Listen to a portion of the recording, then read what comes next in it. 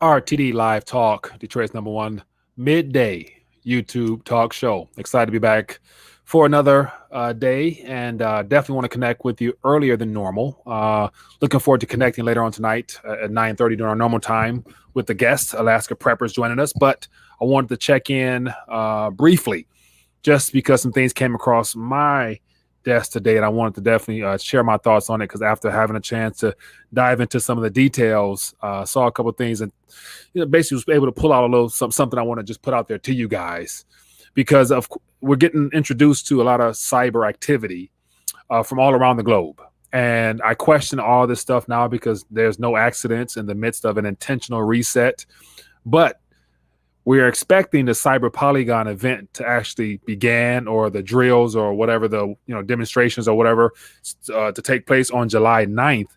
But it's good to say everything we're experiencing now, in my personal opinion, is a warm-up / test run for perhaps some greater event down the line. So, ultimately the clock is ticking, because I believe all these events are designed to test the public's response to these type of ordeals, just to see how it feels and what it feels like, and what type of sick and twisted way they're going to use this to measure whatever it is they're trying to pull off. But we're going to dive into that. I got a couple articles here. It won't be long for this session here, just because we're going to lay it out even greater tonight with Alaska Prepper. But welcome to the live stream. For those that are checking in, let me know where you're watching from. Definitely hit the thumbs up button, show your support for the channel.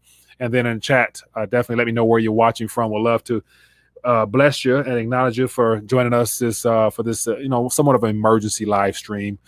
But want to jump right into it today. Won't be long, as I mentioned. Want to share a couple articles, share my 2 cents on it, as well as for all of our Australian brothers and sisters down there. If you guys have any insights that you want to share, feel free to let us know in the chat, and then might even have a chance to open up the phone line. So let me dive in and just acknowledge a couple people real quick, and then I'll get into these articles.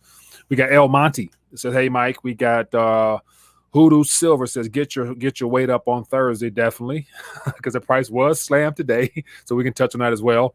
We got Vegas Stack in the building from Vegas. We got DB. Ticking clock is analog. We got Steady from Canada. We got Eddie from Columbus. We got David. How you doing, my friend? Happy Juneteenth to you as well. Inspector Jason. We got Lyndon. We got Todd.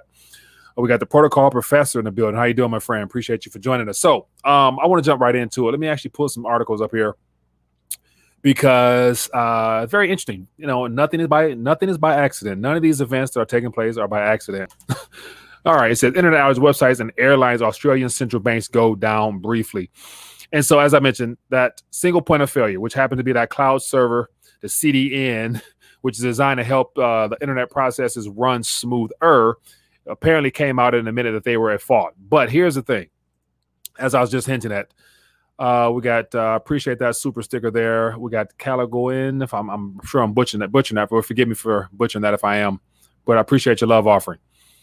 But one of the things that came to my mind was how we're being set up in advance for what is being anticipated, more internet / cyber security type of issues coming up. July 9th is the time frame they gave us. But yet, wouldn't it be just timely to have all these events one by one? So over the last several weeks, we've covered multiple events that have taken place, all the way from the Colonial Pipeline. We had the whole whatever event that was it that another event happened the other day. I can't think of it off the top of my head, but you guys know what I'm talking about. And all the things we're not being told about. So we're having a continuous ramp up of public acknowledgement of these glitches and issues behind the scenes, whether it be software based, whether it be malware. And then you factor in, we had the introduction of something relatively new to the public, and I think it's called Jackware, and they said it was 10 times worse than your ordinary malware that can just be by the click of a button, it could just infect your computer. But yet all these clues are leading up to something a lot greater. And so one thing that really came on mind earlier, seeing the fact that it says here all those banks went down, or they had glitches in their system to where they were offline. So imagine all the people who were either waiting on transactions or looking to do transactions and were not able to do that. Now, what lesson we can take from this is the fact that I was actually going to say, what you don't hold, you got to ask yourself, do you really own it? because at that moment, when those people today in particular, because I imagine a lot of people were caught off guard with the whole idea of logging onto the apps. So a lot of apps went down. Logged onto your app, you were not able to transact in your normal fashion or even see your balance. So imagine being in a position where you can't see your balance and you have that uneasiness of like, is everything okay? But no, it's not okay because a CDN, a server or an internet company on the back end is the so-called the reason for that. And the reason I want to bring that to the forefront tonight is because as of right now, we're being set up for some type of event coming. And the greatest shock to all of us will ultimately be in relation to the banking sector, because the banks are the carriers of everyone's wealth for the most part, the majority.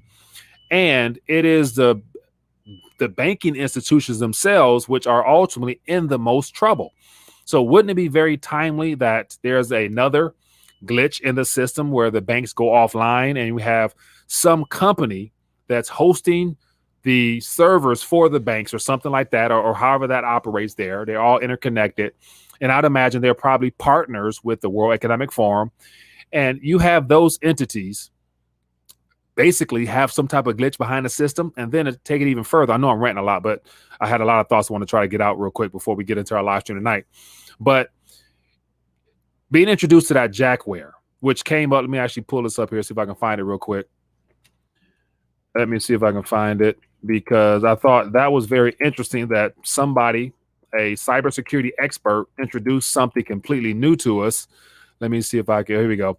So when this came out the other week, I remember touching on it and it really caught my attention, because I'm thinking like at this current moment when we're being told that we're in a reset and that the next greatest crisis that we're going to face outside of this current health situation will be a cyber event.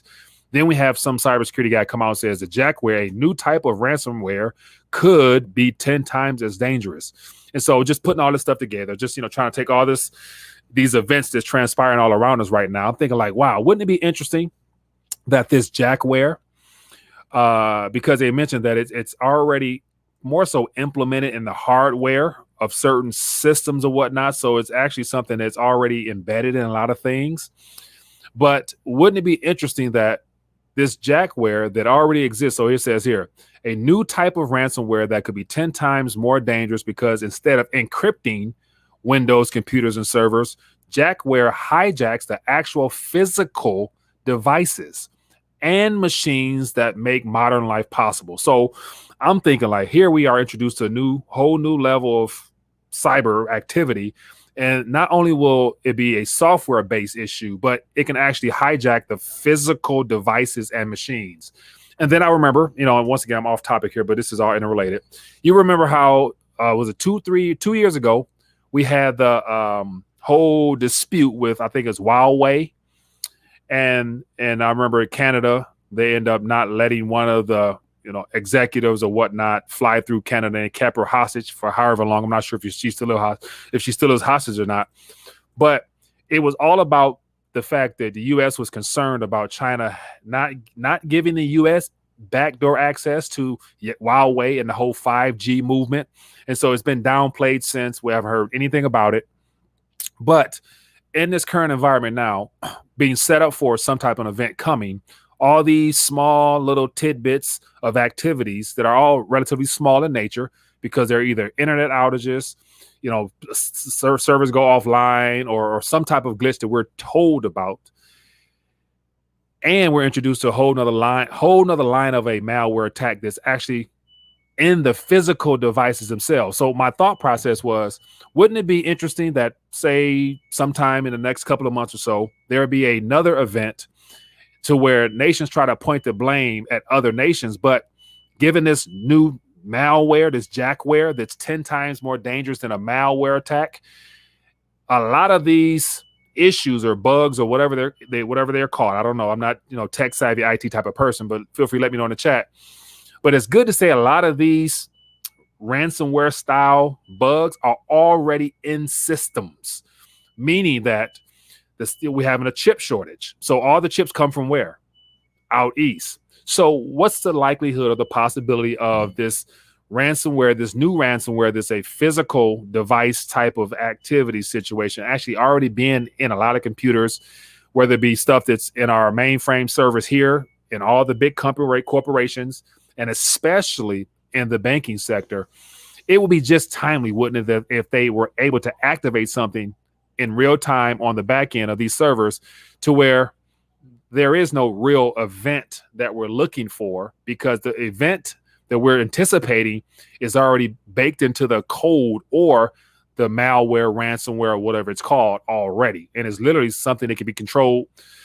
This might be a little far left field, but it's already something that can be literally flicked on by a switch, which makes everything go off and appear to be some type of cyber attack that's literally done from one of those government agencies, NSA, CIA, you see what I'm saying? And so this is just my thought process of all these events here, because we had JBS, we had Colonial Pipeline, we have now the Australian bank service, and of course there's going to be more to come between now and then. But it's, as I mentioned before, it's setting us up for some bigger event. And of course, the greatest fears would be ultimately the power grid, which I don't see that being something that they would want to attack right away, because that then limits them. But having backdoor access / this aggressive Jackware to cut off systems as far as the banking sector, because that's where they're the most vulnerable. Just look at this reverse repo situation of them cycling funny money back and forth. So that will be just very timely, in my personal opinion. So I just want to run on that a little bit, because ultimately everybody has everybody has skin in the game on this one, because it's all about the banks. Everything we're experiencing is about maintaining the confidence in the current banking structure. And when it's time, when they're ready, it wouldn't surprise me whatsoever. With this new introduction of a Jackware being embedded in the systems already, makes it a lot easier to cut stuff on and off, but yet cutting it off only impacts the depositors and the consumers, because we're the ones who will probably go to ATMs and not have access to cash. But on their end, they are still able to function with no problem whatsoever. So that's just my 2 cents there, thinking that might be something to keep an eye on, because as I mentioned with this current event here in Australia, it's just no coincidence, no accidents here. This is all real stuff in the field. And then here's that article that I mentioned. Just give you an idea here. So apparently some U.S. airlines went down as well. I don't know which ones, but here's a chain of events of things that happened today. And it's very interesting. Very interesting how things played out, my friends. But anyway, so I'm done ranting real quick. I just want to bring something and share my 2 cents on it. But I'm curious to hear, what other pieces to the puzzle might you guys want to add, or where did I miss it at? Feel free to let me know. And as I mentioned before, if we have any of our community members from Australia tuning in, let me know if it's something that, of course, I'm sure it made mainstream news there everywhere, and it relatively hit here relatively late, because you guys are 10 hours ahead or something like that. But anyway, so let me dive in, which the chat room says. Emmanuel says, small steps leading to a big one is predictive programming. Very true. They are laying the seeds, and they're taking root through mainstream articles, and especially when you get a lot of the bigger mainstream publications shining light on it, it definitely brings the concern and an intended fear to a lot more people. But then that's why I think having a chance to take all this data in and process it, and it usually works best, if you put your tinfoil hat on, because it helps it make a little bit more sense towards the bigger picture of what they've already told us they want to do, which is reset some things. And the biggest burden and hindrance to them meaning the orchestrator of this whole experience and the banks, is the fact that they have trillions and trillions and trillions of currency units that has been lended to them, and they're responsible for taking care of it. And they were supposed to be paying us interest on it, but we all see how that has gone. It's not working. And so I shared an article earlier at how the banking sector is they've been flushed with cash, and this could be their way of saying, hey, now we got to do something with this. Let's just go ahead and just cut on our switch to the back end. And of course, because we've laid the seeds, they already know that there's things happening And of course, Biden, when his little trip yesterday, 2 days ago, basically said Russia, everything was geared towards Russia, Russia, Russia. So it's there's that blame game. They know who to blame already because they already met with Putin and stuff like that. So yeah, man. Anyway, keep it moving. Let's share your thoughts real quick. I'm curious to hear what you guys think about this. No surprises, but is the information and me putting it together, is it too far left field, or is it in the ballpark of possible reality that it is something it's doable? So anyway, I'll check in real quick with some thoughts. Feel free to Faith Prayer says, I can't find my tinfoil hat.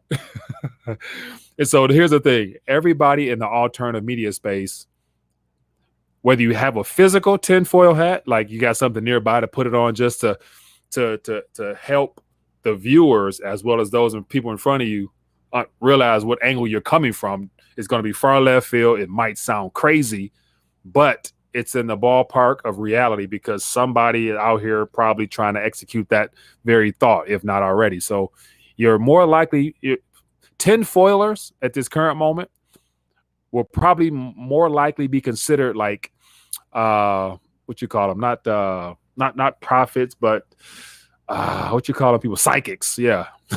Like a lot of things that were conspiracy theories a long time ago, I'm sure we all can agree now there is no such thing as conspiracy theories. And I remember that whole concept was introduced in the 60s, if I'm not mistaken, by the CIA to paint a negative spin on the things that they were currently doing and the things that they were going to be rolling out in the future.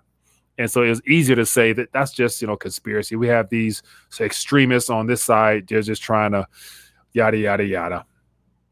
John Miller says tinfoil hats actually do block 5G. I wouldn't go that far. I wouldn't want to test that one myself.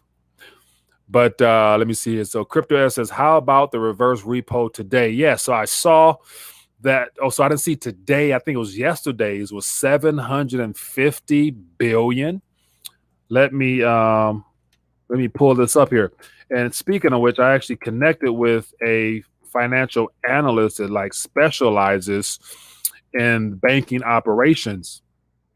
And he is coming on for an interview next week because he does some great graphic work, and he's going to really break it down from a analyst / an insider banker type of perspective. So I'm looking forward to having him on because I think it will be very interesting. So let me find give me the latest numbers, because I know every day is just growing. So.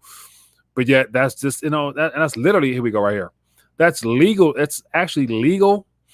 They're literally money laundering funds back and forth amongst themselves. So here, looks like I've reached my limit, but here is, it said Fed sees record 756 billion demand for reverse repo program and may hit 1 trillion. And so pure criminality, man. Just the fact that the central banks are set up to, provide, maximum employment and price stability. Sure, that's what they tell us. But the fact that the shareholders of the banks happen to be the same beneficiaries of all the quantitative easing bond buying process, then they get a chance to get some of those funds back and lend it to the central bank and vice versa, and all that crazy activity there. It just all stays in that same system there. Wow. They're trying to bring back a sense of normalcy this summer. So here in Michigan, just starting on Monday, they're going to undo all the prior restrictions with this experience we've had to make things feel good. And they're using the opening up in accordance to the amount of participation in the people who've gotten vaccinated. So I think Michigan's supposed to be at 60%. I saw New York, they had a fireworks ceremony 2 nights ago because they're at 70%. And then the next question will be, can you really trust those numbers? Are people actually going out in drones to actually participate? I would question that. So that's just my personal opinion there. Manuel says, I'm learning more about the repo and reverse repo, man, and honestly doesn't surprise me. They are corrupt as they come at the top. Hands down.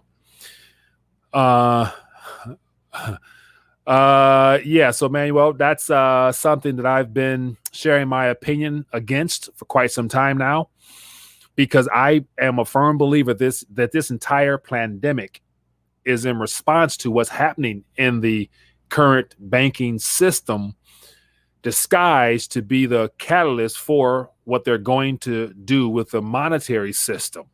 And so all those dots connect together to where I know that this current pandemic is how they cover everything up.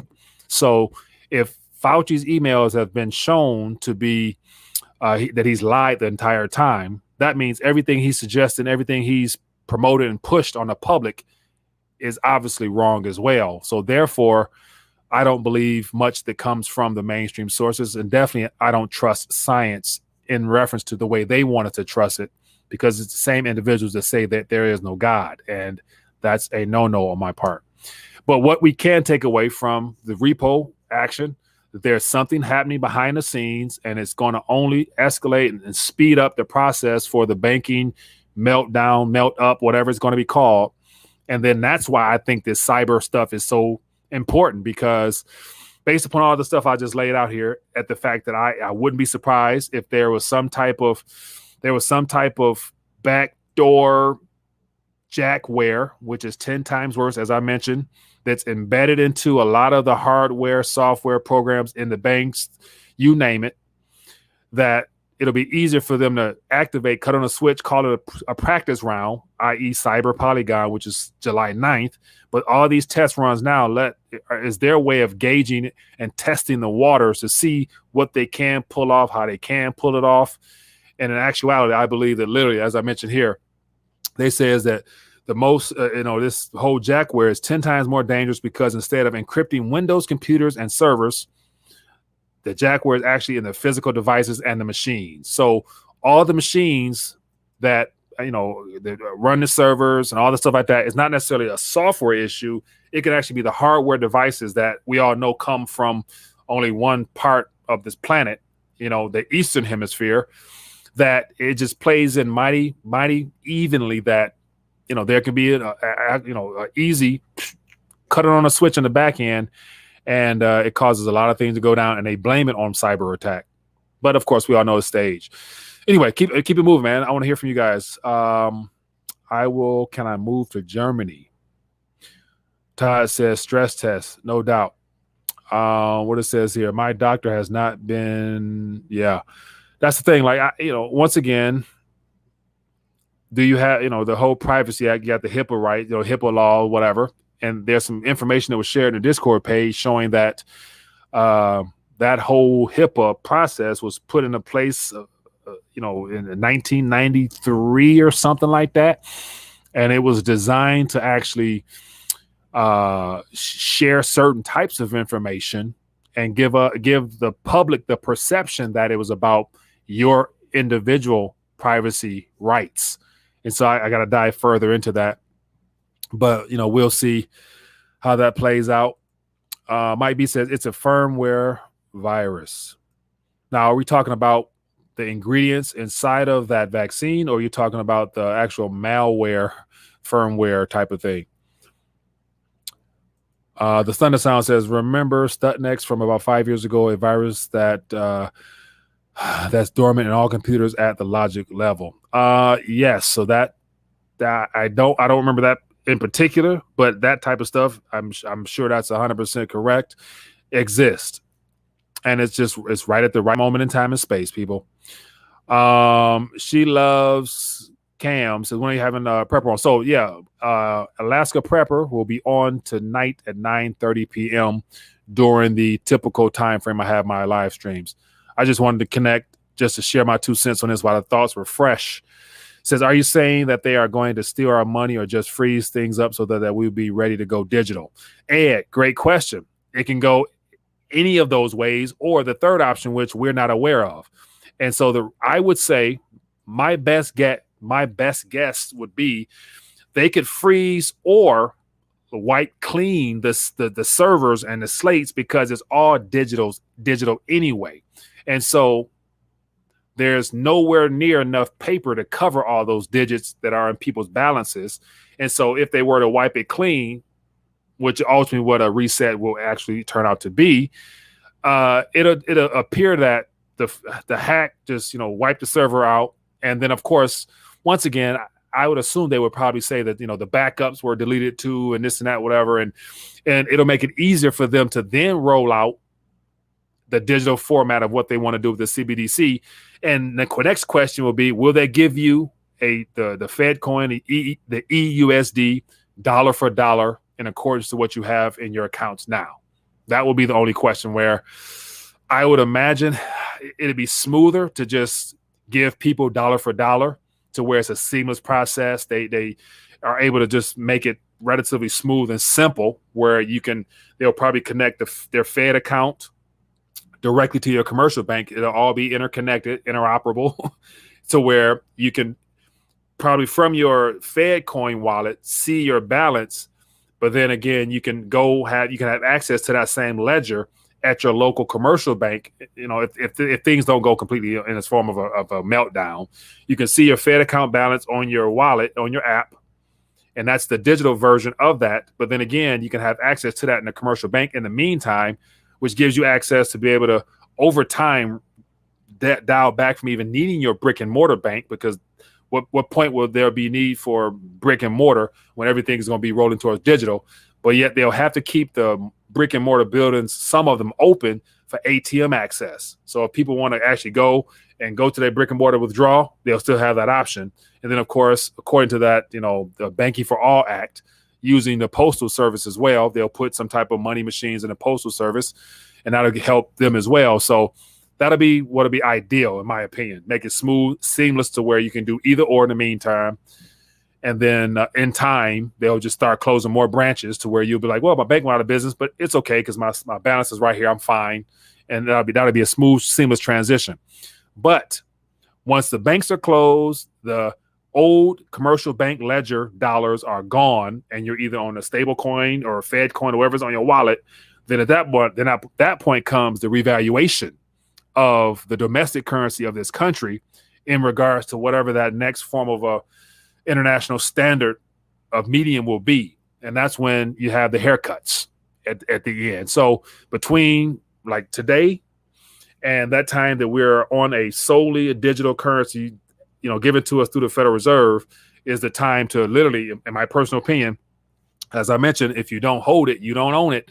So my personal opinion, and what, an action step that I've taken, is to only keep in the financial system in regards to whether it be some mining stocks I have, or some emergency funds in the bank, and just little stuff that, if it was to go belly up, I wouldn't be sitting there like, man, my entire life is in a digital format on somebody else's server that has a Jackware backdoor malware, system to it that can cause it to just go poof, to where I'll be dependent upon, my financial access in somebody else's hands. So that's just my only thing. Phil says, own everything, owe nothing. That's the way. Sounds good. So that's a lot what we're going to be talking about tonight with Alaska Prepper, about how to ultimately, we don't have to, and of course a lot of us are not, we don't have to sit around and just wait for the reset to unfold, because it's incremental. It's step by step. They laid out all the steps they're taking. But yet, why not be preemptive in the fact that we're going to create our own reset? And creating our own reset starts with a mental mind shift. And it has a lot to do with somehow, some way, trying to disconnect our emotional attachment to the cares of this life. Given the fact that as a part of the American dream, we were sold on some ideas that have already expired. And a lot of that has to do with the idea of, you work really hard, you turn your financial matters over to somebody else, let them make it grow for you. You just focus on putting your head down and just working. And we forget to enjoy life most of the time.